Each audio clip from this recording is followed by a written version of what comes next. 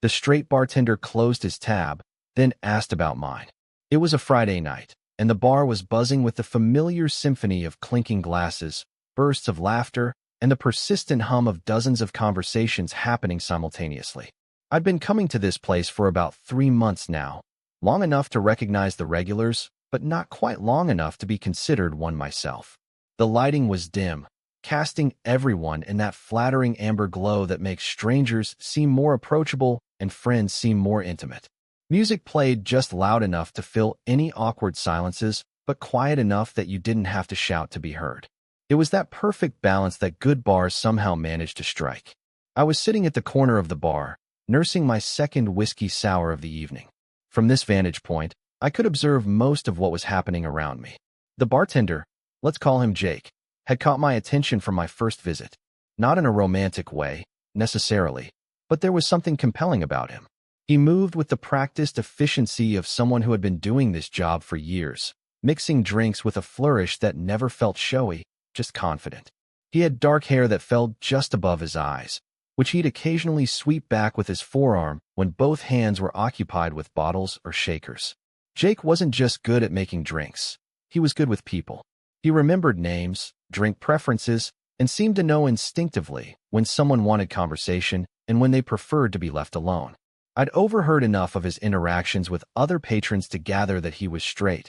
Mentions of an ex-girlfriend, good-natured deflections when hit on by male customers, that sort of thing. In a bar that catered to a mixed crowd but leaned heavily toward the LGBTQ+ community, Jake was something of an anomaly, the straight bartender who seemed completely at ease in this environment. Let me explain why this matters. Bars aren't just places where people go to drink. They're social institutions, community gathering spots, and in many ways, cultural landmarks.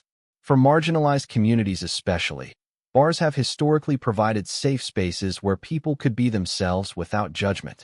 The relationship between a bartender and their patrons is built on trust, and there's an unspoken understanding that good bartenders create environments where everyone feels welcome, regardless of their own personal identities.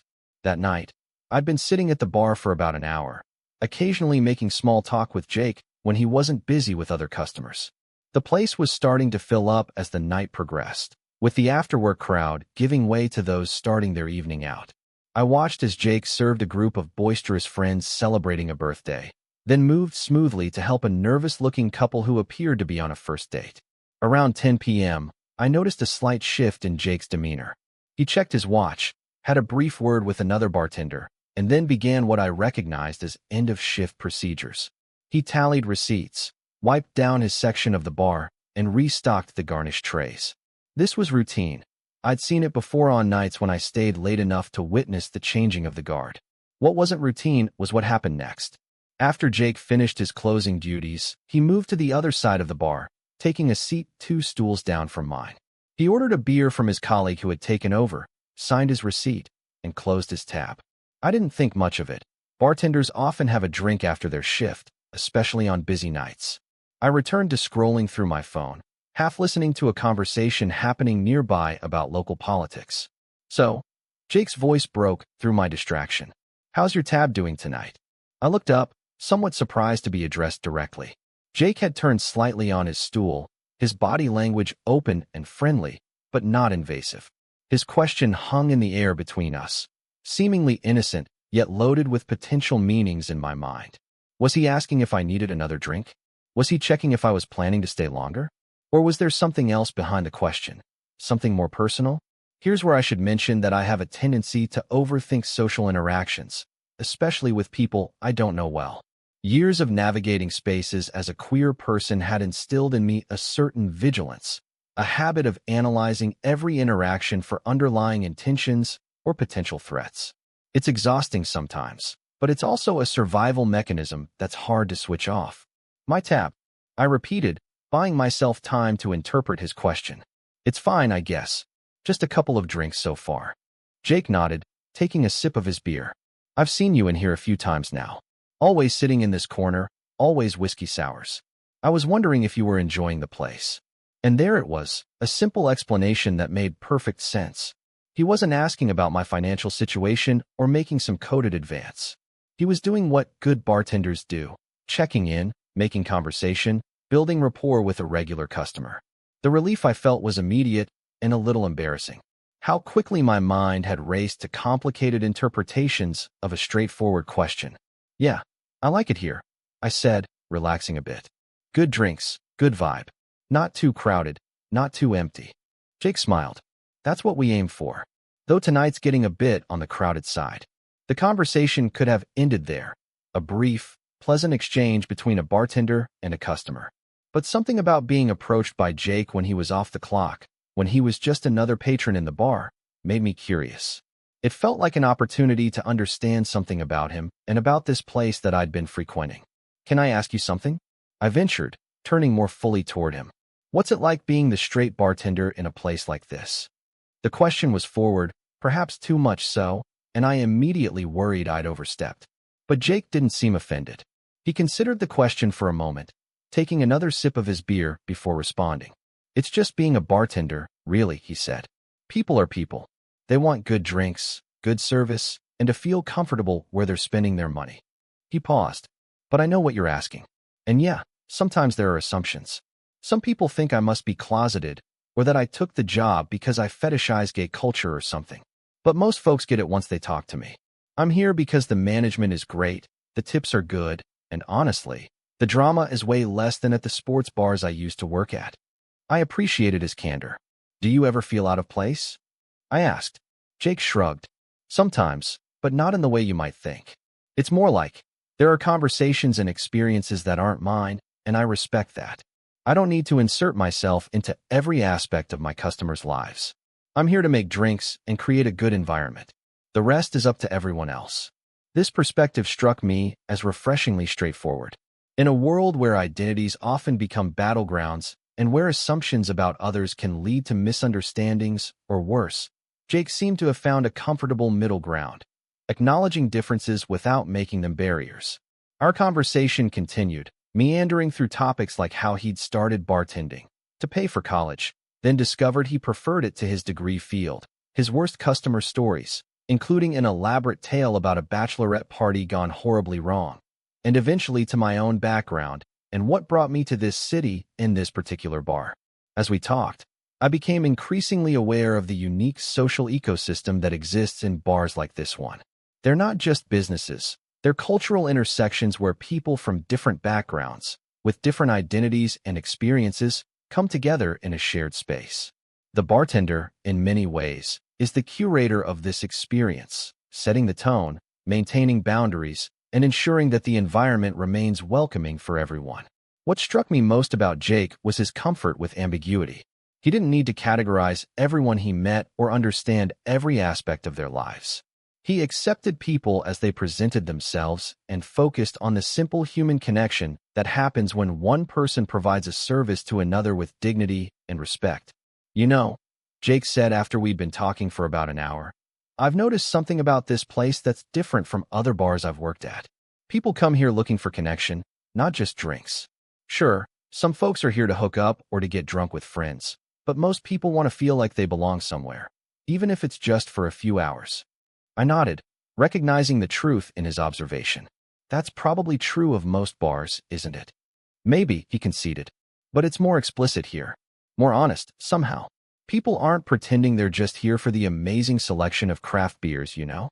That made me laugh. "Fair point. Though your craft beer selection is pretty decent." "Thanks to Mia, not me," Jake said, gesturing to the bartender who had taken his place behind the bar. "She's the beer expert. I just follow the menu." As our conversation continued, I found myself reflecting on the assumptions I'd made about Jake from a distance. I'd seen him primarily through the lens of his straightness in a queer space, reducing him to that single aspect of his identity. But sitting here, talking with him as one person to another, I was reminded of how limiting such perceptions can be. Jake had his own complex set of experiences, values, and perspectives that informed who he was and how he moved through the world. His straightness was just one part of that picture, just as my queerness was only one part of mine. The richness of human connection happens when we move beyond these initial categories and engage with the full humanity of the person in front of us. Around midnight, the bar had reached its peak capacity. The music had been turned up, and the space between us and the next group of patrons had shrunk considerably. Jake glanced at his watch. "I should probably head out," he said. "Early shift tomorrow." I nodded, feeling a tinge of disappointment that our conversation was ending. "Thanks for the chat. It was nice getting to know you a bit." Jake smiled. "Likewise. And hey, next time you're in when I'm working, first whiskey sours on me." "You don't have to do that," I protested. "I know," he said simply. "But that's what we do for regulars. And I think you qualify now." After Jake left, I stayed for another hour, finishing my drink and observing the bar with new eyes. The space felt different somehow, more familiar, more welcoming. I recognized that what had changed wasn't the bar itself, but my relationship to it. By connecting with Jake, I had forged a small but meaningful link to this place and the community it served. This experience reminded me of something important about human connection. Often, the barriers we perceive between ourselves and others are constructed from our own assumptions and fears rather than reality. The straight bartender and the queer customer might seem like categories that exist in opposition to each other, but the truth is much more nuanced. We're all navigating complex identities and seeking authentic connections in a world that too often tries to reduce us to simple labels. In the days that followed, I found myself thinking about that conversation with Jake. It wasn't a dramatic encounter or a life-changing revelation, but it was a gentle reminder of the value of reaching across perceived differences. The straight bartender had closed his tab and then asked about mine. A simple interaction that opened the door to understanding and connection. The next time I visited the bar, Jake was working. True to his word, he greeted me with a complimentary whiskey sour and a genuine smile of recognition. We didn't have another deep conversation. He was busy, and I was meeting friends. But there was a comfortable familiarity between us now, a mutual acknowledgement that transcended our respective identities. And isn't that, ultimately, what we're all looking for when we walk into a bar or any social space? Not just a drink or a distraction, but a moment of genuine human connection in a world that can feel increasingly divided and isolating. Sometimes, that connection comes from the most unexpected places, like a straight bartender asking about your tab on a busy Friday night. The bar continues to be one of my favorite spots in the city, not just for the quality of the drinks or the atmosphere, but for what it represents, a space where different worlds overlap and where assumptions can be gently challenged through ordinary interactions. It's a reminder that community isn't built through grand gestures or dramatic statements, but through the accumulation of small moments of recognition and respect. So here's to Jake, and to all the bartenders who create spaces where people can come together across differences. And here's to all of us who take the risk of engaging with one another beyond our initial assumptions, finding common ground in our shared humanity. Sometimes, the most meaningful connections begin with the simplest questions, even one as mundane as, "How's your tab doing tonight?" Total _char_count, 17,863.